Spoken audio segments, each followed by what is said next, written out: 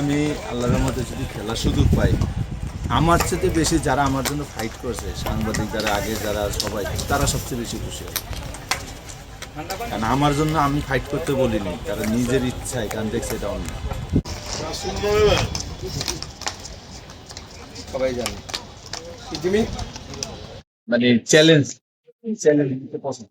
আমার এই যে না, আমার ওয়াইফও আমরা বলছে, অনেকে আমরা বলছে, আর আপনি নিজেই বলছেন যে আমি থাকলে আমি পাগল হয়ে যেতাম। আমি এটা আমার এটা আরো স্ট্রং বানাই নিজে।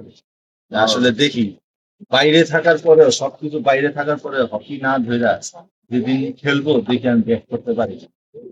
আমার তার ওইটা হয় কি সবাই মনে করছে পারবো না, কিন্তু তারপরে ব্যাক করে আবার কিন্তু 11 বছর করেছি। এখন এইবার 18 মাস বাইরে বাইরে থাকার পর এখন আবার ব্যাক করছি, সকালে ট্রেনিং করছি, সেশন করছি, এখন বিকেলে ম্যাচ খেলবো। আমি নিজেরা না ধরে রাখতাম তাহলে তো এটা সম্ভব ছিল।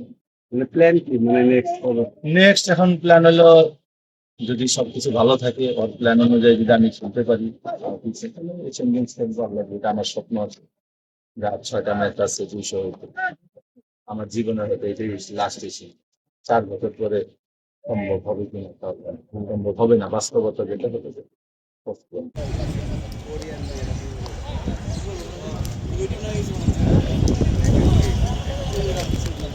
মেয়ের আইসে তো নাকি 18 months